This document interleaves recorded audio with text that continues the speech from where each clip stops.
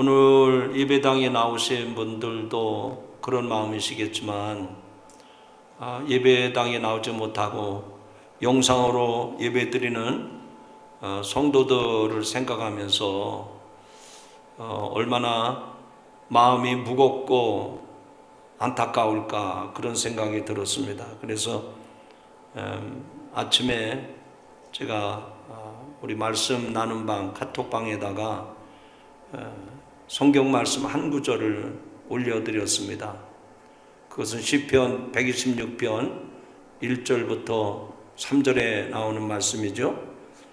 여호와께서 시온의 보루를 돌려보내실 때에 우리는 꿈꾸는 것 같았도다. 그때에 우리 입에는 웃음이 가득하고 우리의 혀에는 찬양이 찼었도다.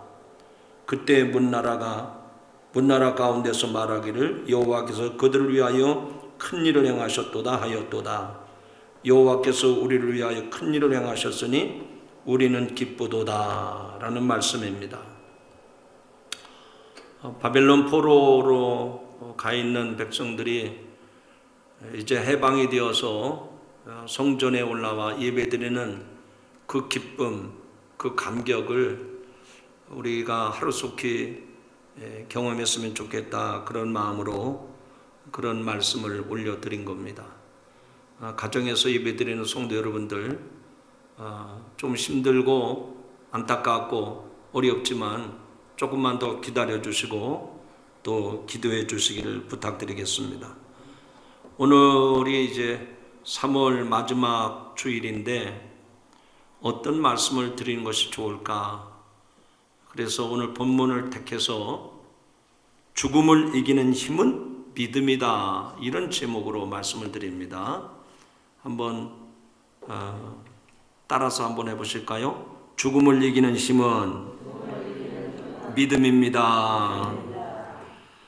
우리가 어떤 일이 생기게 되면 그 일에 대해서 여러 가지 생각을 하게 됩니다. 그런데 다 그런 것만은 아닌 것 같아요. 대부분의 사람들은 어떤 일이 발생하면 한쪽으로만 치우쳐서 생각하고 해석하는 경향이 있습니다. 특별히 우리나라 사람들은 속담 가운데에도 있는 말처럼 잘 되면 내 탓, 못 되면 조상 탓이라고 말합니다. 그것처럼 잘 되면 하나님이 복 주신 것이고 잘못되면 하나님의 심판이고 저주라고 말을 합니다.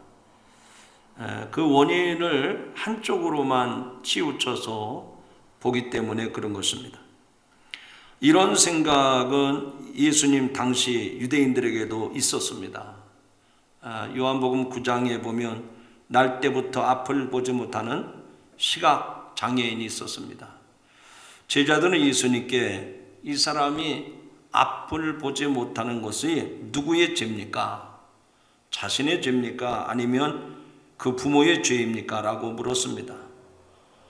아마 제자들이나 이 사람들은 저 사람이 앞을 보지 못하는 그 문제는 분명 누구 때문일 것이다, 이런 선입견을 가지고 질문을 했던 겁니다. 그런데 예수님은 전혀 다른 해석을 주셨습니다.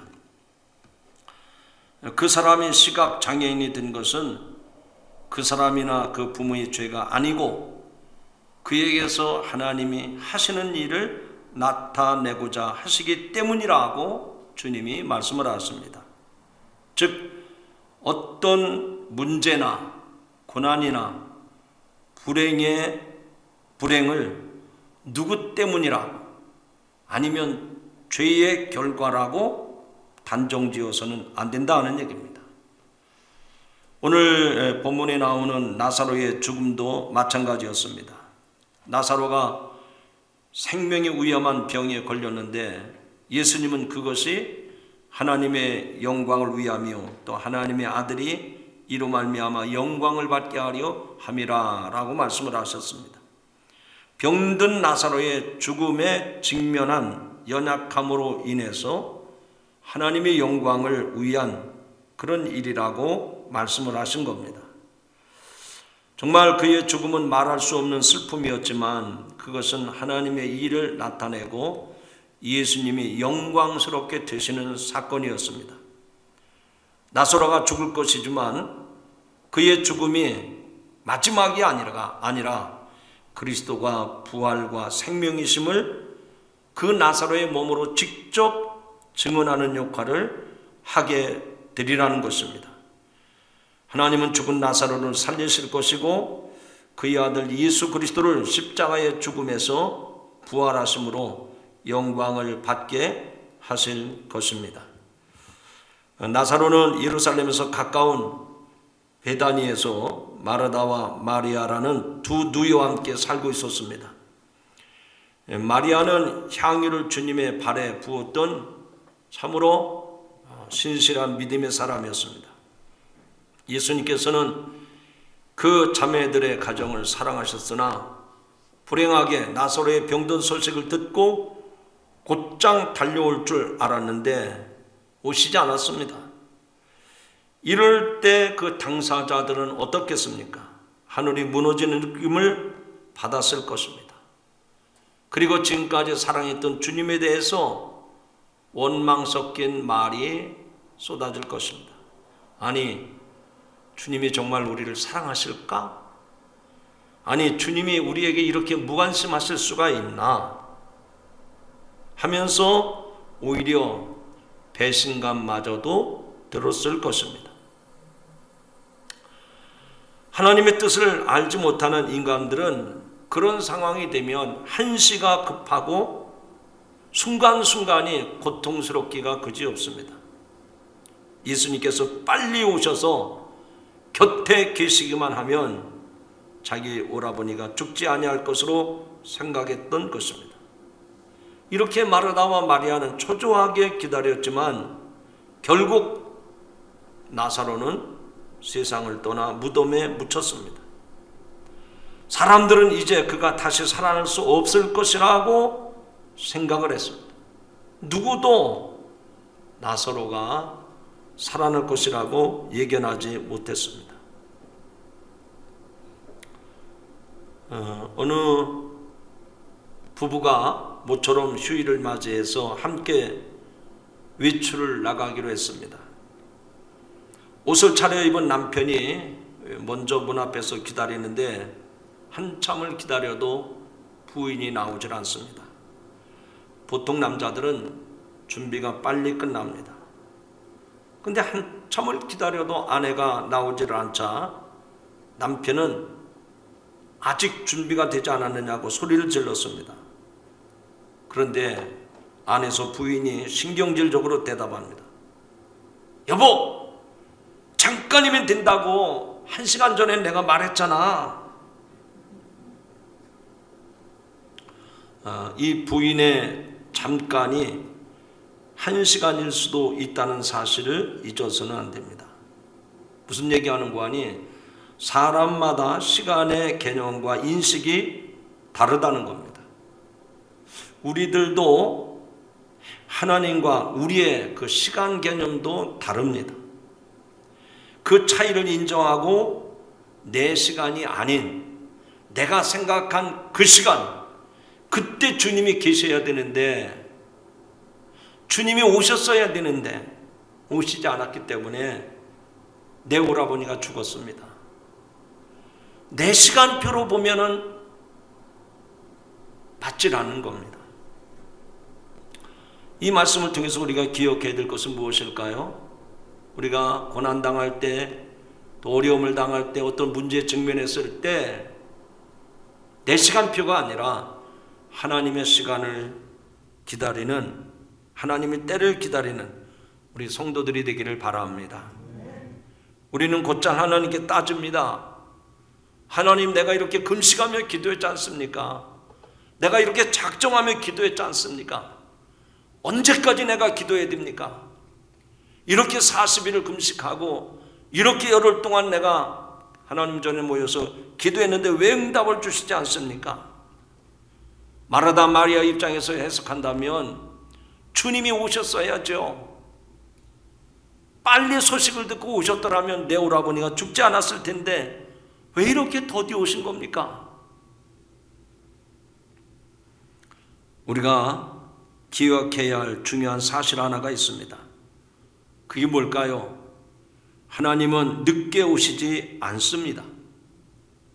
그러면 무슨 얘기일까요? 하나님은 당신이 정하신 시간에 오십니다.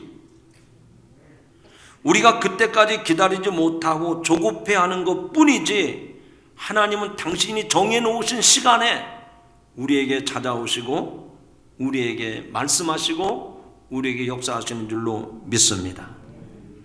아직 모든 것이 이루어지지 않았지만, 원하는 대로 상황이 맞춰지지 않았지만 하나님의 때까지 기다리는 믿음이 있어야 신앙이 성숙해질 수 있습니다. 또 하나님의 때를 기다리는 믿음이 있으면 하나님이 정하신 때에 모든 것이 충만히 채워지는 축복을 경험하게 될 줄로 믿습니다.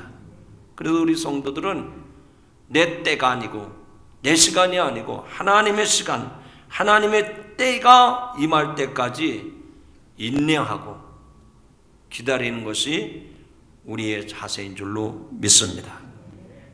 어떻게 보면 기독교 역사는 형통의 역사가 아니었습니다. 거꾸로 고난의 길이었습니다. 예수님이 길이 그리했고 사도 바울의 길이 그리했으며 믿음의 선진들이 가는 길도 역시 그러했습니다. 그 길은 단순히 불행의 길이 아니었고 하나님의 일을 이루는 길이었습니다. 하나님을 영광스럽게 하는 길이었습니다. 예수님 말씀처럼 한 알의 밀이 땅에 떨어져 죽어야 열매를 맺듯이 그 하나님의 때가 있단 말입니다. 단순히 질병이나 불행에 대해서 하나님의 벌로 생각하든지 한다든지 아니면 형통을 하나님의 복으로 다 판단해서는 안 된다는 얘기입니다. 자, 이 본문으로 돌아가서 그때쯤 예수님은 그 나사로의 집에 곧장 오시지 아니하고 어디에 계셨을까? 예수님께서는 유대 땅 밖에 계셨던 것입니다. 유대인들의 박해를 피해서 요단강 건너편으로 오셨는데 이 나사로에 대한 소식을 들으시고 베다니 마을로 가신 것이 아니라 다시 거꾸로 유대 땅으로 가시고자 이끄셨습니다. 그때 유대 땅 베다니로 가시려고 하시는 주님을 제자들이 만류했습니다. 바로 앞장 요한복음 10장에 보면 유대 땅으로 가면 틀림없이 사람들이 예수님을 돌로 치려할 테니까 이 무서운 박해를 피해서 떠나자고, 이 유대 땅을 떠나자고 제안을 했던 것입니다. 그 말을 들었던 도마라고 하는 제자는 16절의 말씀 보니까 주와 함께 죽으러 가자. 사람들이 돌을 들어 친다고 하더라도 다시 유대 땅으로 가자라고 비장한 각오를 밝힙니다. 그러나 손에 돌을 들고 있던 예수님을 박해하는 사람들은 단지 그를 죽이기만 하면 되는 것으로 생각을 했습니다. 부활의 영광을 믿지 아니했기 때문에 죽음은 모든 것의 끝이라고 생각을 했습니다. 그래서 그 예수님을 죽이기만 한다면 예수님도 두려움에 떨면서 자기들과 타협하게 될 것이라고 생각을 했던 겁니다. 그리고 돌로 치고 조직적으로 예수님을 회방하며 박해하는 것을 그치지 않았습니다.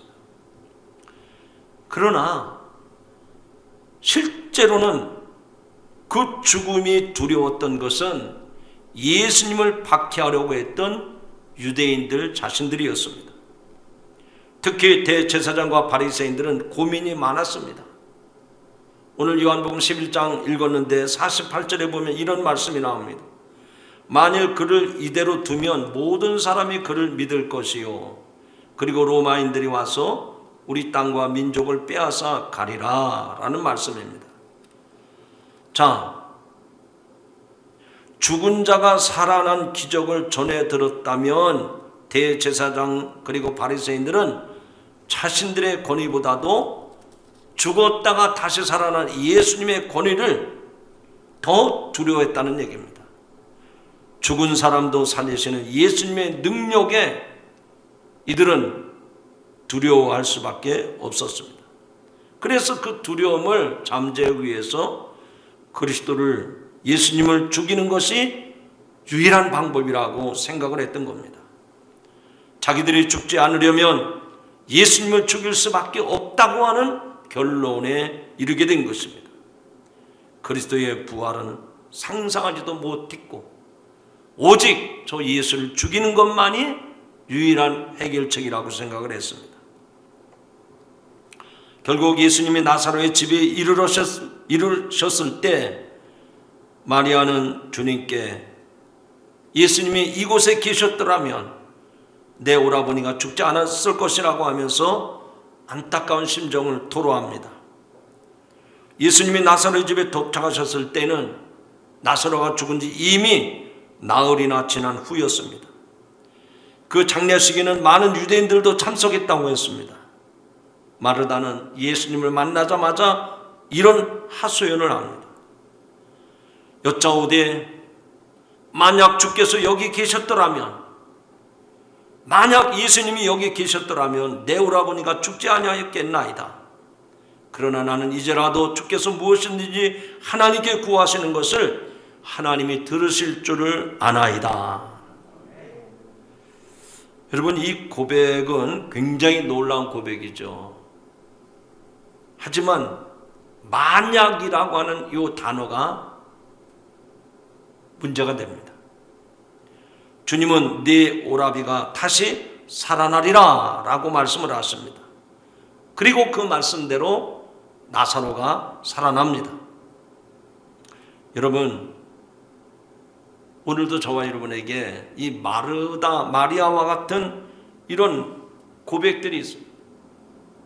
주님, 만약에 주님이 여기 계셨더라면, 만약에 이런 일이 없었더라면, 여러분, 믿음 생활하는 성도들에게 만약이 필요할까요? 우리는 만약을 믿으시면 안 됩니다. 우리는 사실 그대로를 믿으셔야 돼요. 만약이라고 가정하지 마시고 지금도 시간과 공간을 초월해서 죽은 자를 일으키시고 없는 것도 있게 하시는 그 전능하신 하나님을 믿는 것이 우리의 믿음이지, 만약이라는 그 가정문을 우리가 쓴다고 하면 그 믿음은 살아있는 믿음, 정말 능력 있는 믿음이 아니라는 얘기입니다. 마리아와 함께 그곳에 있던 사람들도 나사로의 죽음을 슬퍼하며 애통했습니다. 사람들은 예수님이 눈물을 흘리시는 모습을 보고 예수님도 나사로를 향한 정말 뜨거운 사랑이 있으셨구나 라고 짐작을 합니다. 그러나 예수님이 눈물을 흘리신 것은 단순히 나사로와의 사적인 친분 때문이 아니라 사망 권세 아래 굴복당하고 그 죄로 말미암아 애통할 수밖에 없는 그들을 보고 예수님이 비통하게 여기신 것입니다. 주님은 나사로의 죽음 앞에서 눈물을 흘리셨다고 35절에 말씀합니다. 나사로의 죽음이 불쌍해서 눈물을 흘리신 것이 아니라 죄로 인해 죽을 수밖에 없는 참으로 안타까워하는 나사로의 죽음에 대해서 긍휼히 여기시고 불쌍히 여기시는 주님의 눈물이심을 기억하시기 바랍니다. 그러므로 우리가 죽음은 죄로 인한 결과이지 않습니까? 그래서 죄에 대한 그 분한 마음이 우리들에게 없다고 하면 예수님처럼 이런 눈물도 흘리지 않을 것입니다. 오늘 주님의 마음, 주님의 눈물이 우리 안에 있기를 소원합니다. 겉은 멀쩡하면서 끔찍한 범죄를 저지르는 반사회적인 성격 장애자를 일컫는 말이 사이코패스입니다. 이런 사람의 특징 가운데 하나는 다른 사람들에 대한 공감이나 또 관심, 그들에 대한 어떤 이해, 이런 것이 전혀 없어요. 건강한 사람은 어떤 사람입니까? 다른 사람이 슬퍼하는 것을 같이 느낍니다. 다른 사람의 기쁨을 같이 나눕니다. 다른 사람의 어려움을 내 어려움으로 여기고 있습니다. 예수님은 죽음으로 애통하는 사람들로 인해 눈물을 흘리셨습니다. 이것이야말로 주님이 우리에게 보여주신 참 사랑의 모습인 줄로 믿습니다. 그리고 당신의 생명을 내어주심으로 죽음의 문제를 해결해 주셨습니다. 여러분, 우리의 죄는 얼마나 많은 대가를 치러야 해결이 될까요? 주님은 이것을 생각하시면서 마음을 비통하며 괴로워하셨습니다. 우리의 삶에서 고민과 고통과 죽음의 두려움을 해결해 줄 수 있는 유일한 길은 예수님이 부활하신 것을 확신하는 일입니다. 오늘 저와 여러분에게도 이 부활의 신앙이 분명해지기를 축원합니다. 주님은 나사로 누이에게 이렇게 물으십니다. 부활을 내가 믿느냐? 이때 누이 마르다는 이렇게 대답합니다. 주여, 그러하외다. 저는 그리스도시요 세상에 오시는 하나님이신 줄을 내가 믿나이다 라고 이야기합니다. 여러분, 오늘 본문을 통해서 이 마르다는 그가 세상에 어떤 신분을 가지고 있는지, 어떤 지식을 가지고, 어떤 경험을 가지고, 어떤 사회적인 위치에 있는지 그런 내용은 전혀 나타나 있지 않습니다. 분명한 것은 마르다 이 자매들이 지식과 인격보다 훨씬 더 훌륭한 귀한 믿음을 가지고 있었다는 사실을 그의 고백을 통해서 볼 수가 있습니다. 내가 주를 믿나이다. 내가 주를 믿나이다. 주는 그리스도시요 세상에 오시는 하나님의 아들이신 줄을 내가 믿나이다. 이 믿음은 세상의 그 어떤 능력보다, 세상의 그 어떤 지식보다, 세상의 그 어떤 것보다도 더 귀하고 영원한 가치가 있음을 믿으시기 바랍니다. 나사로는 완전히 죽었습니다. 무덤에 들어간 지 나흘이 되었고 시체의 부패가 진행되어 냄새가 났습니다. 무덤 문을 막은 돌을 옮겨 놓으라는 말씀, 주님의 그 말씀 앞에서 방금 부활의 신앙을 고백했던 마르다도 마음이 좀 흔들렸습니다. 그러나 곧 시작된 주님의 기도로 평정을 되찾습니다. 예수님의 기도는 어떤 기도였습니까? 아버지께서 내 말을 들으신 것에 대해서 감사의 기도를 드렸습니다. 이미 나사로가 살아날 것을 확신하는 예수님의 기도였습니다. 아들은 무엇이든지 자기 뜻대로 하지 아니하고 아들을 보내신 아버지 뜻대로 행한다고 기도했습니다. 그래서 아들과 아버지는 언제나 하나라고 말씀을 합니다. 이 이적을 보는 사람들 모두가 하나님의 아들이신 그리스도를 믿게 됩니다.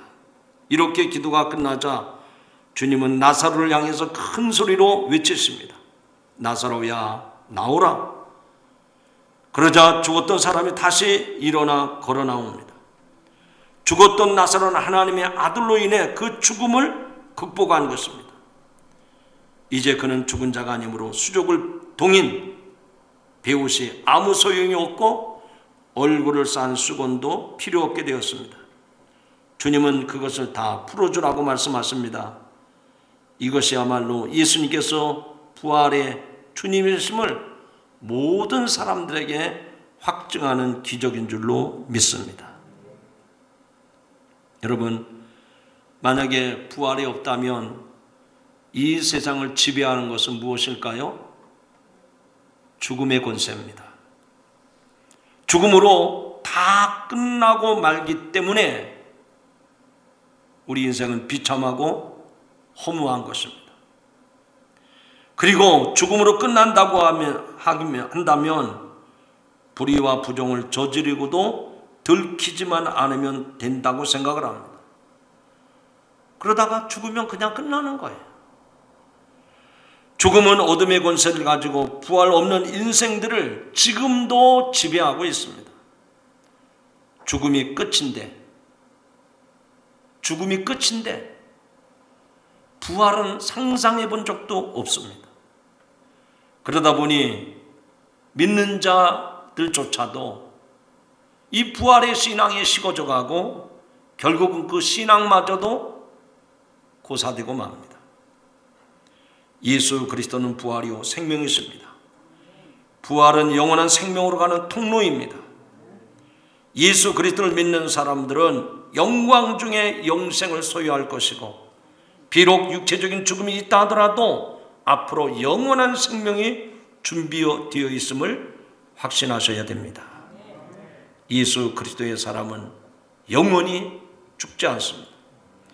예수 그리스도는 죽음을 이기는 분이셨습니다. 하나님의 아들이신 그분은 부활이며 생명이십니다. 그분은 지금도 우리에게 이것을 내가 믿느냐라고 묻습니다.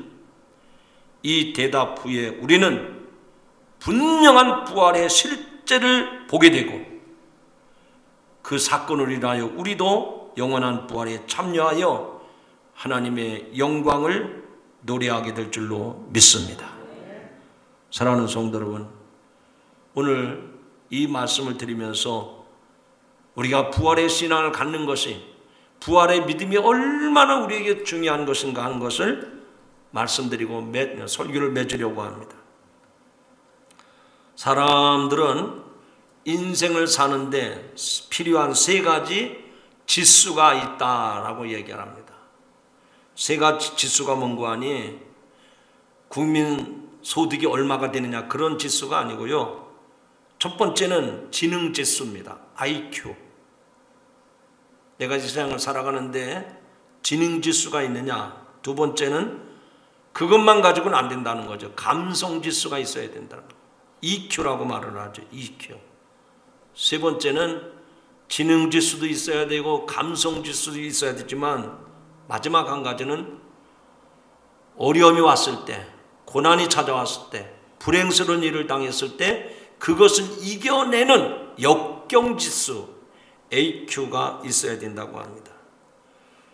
그런데 이 세 가지 지수를 놓고 볼 때 이 세상에서 대부분 성공한 사람들의 거의 다, 대부분의 사람들은 지능지수나 또 감성지수나 이것보다는 그 어려움을 이겨내는 역경지수가 매우 높다는 겁니다.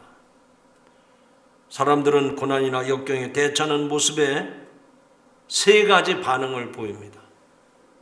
여러분들은 이런 반응을 좀 이렇게 눈여겨보시면서 나는 어떻게 반응을 하는가 한번 생각해 보시죠. 오늘날과 같은 이 코로나19, 또 불의의 사고, 또 생명의 위협을 당한다고 할 때, 그런 어려운 일들이 여러분에게 처했을 때 어떻게 대처하는지 보십시오. 첫 번째는 쿼터입니다. 영어를 써서 죄송한데 이게 흔한 영어가 아니고 겁쟁이라고 하는 뜻이에요. 겁쟁이. 도망하거나 피하는 사람. 어려움을 당하게 되면 쉽게 체념해버리거나 쉽게 포기하는 사람, 이런 사람을 쿼터라고 얘기합니다. 두 번째는 캠프입니다. 여러분 캠프를 많이 하잖아요. 캠프. 야영자라고 하는 뜻인데, 어려움이 왔을 때 특별한 대안이 없이 그냥 적당히 아무 데나 가서 텐트 치고 적당히 안주하는 거, 이런 사람을 캠퍼라고 얘기합니다. 그런 사람들 많습니다. 그냥 시간만 지나면 어떻게 되겠지, 그리고 적당히 안주하는 타입이죠. 세 번째 타입은요, 클라이머입니다. 이 클라이머는 산악 등반가라는 의미인데, 그 산을 정복하기 위해서 온 힘을 다해가지고 모든 수고와 노력을 다 기울여서 마지막에는 정상을 정복하는 클라이머. 이 등반가는 자기 앞에 닥친 인생의 역경을 피하지 않습니다. 오히려 적극적으로 위를 바라보고 그 역경을 극복하면서 그 어려움을 헤쳐나갑니다. 그래서 대부분의 산악인들은 이 역경 지수가 높다는 거예요. 이제 말씀을 맺으려고 합니다. 성도 여러분, 만약에 유리 아니면 뭐 물컵 같은 거, 유리로 된 물컵을 바닥에다 내 던지면 어떻게 될까요? 완전히 깨져버리고 맙니다. 또 하나, 진흙을 바닥에다 내팽개치면 어떻게 될까요? 그거는 산산조각 나는 게 아니라 땅바닥에 달라붙습니다. 그런데 공을, 내가 가지고 있는 그 공을 바닥에 세게 치면 어떻게 될까요? 공이 산산조각 나는 것도 아니고요, 공이 바닥에 달라붙는 것도 아니고, 내가 세게 친 만큼 탄력을 받아서 날아오릅니다. 그것을 우리는 회복 탄력성이라고 얘기합니다. 앞에 말씀을 드렸던 것처럼 어려움이 가중되면 가중될수록 더 탄력이 심하게 일어나는 겁니다. 성경에 보니까 믿음의 영웅들은 다 한결같이 그 넘어짐의 과정이 있었습니다. 모세가 그랬고, 엘리야가 그랬고, 다윗이 그랬습니다. 예수님의 수제자 베드로도 그랬습니다. 믿음의 사람들은 넘어지지 않는 사람이 아니라 넘어져도 다시 일어서는 사람들이 믿음의 영웅이었습니다. 산악인의 진가는 야산에서가 아니라 험한 암벽을 오를 때 그 등반가의 진가가 나오는 것이, 벳사공의 진가는 아무 풍랑이 일지 않을 때 나타나는 게 아니라 험한 풍랑이 일 때 그 벳사공의 진가가 나타나는 겁니다. 이와 같이 우리 성도들의 믿음의 진가는 언제 나오는 겁니까? 환난과 어려운 고난 앞에서, 우리가 참으로 감당하기 어려운 이런 상황에서 우리의 믿음의 진가는 발휘되는 줄로 믿습니다. 예수님은 우리에게 약속을 해주셨습니다. 대저의인은 7번 넘어질지라도 다시 일어나려니와 악인은 재앙으로 말미암아 엎드러지느니라. 성도 여러분, 지금 우리는 코로나19 때문에 고통스럽습니다. 경제적인 위기가 찾아오고 있습니다. 우리의 일터에 어려움이 찾아오고 있습니다. 우리 자녀들의 앞길에 대해서도 걱정이 됩니다.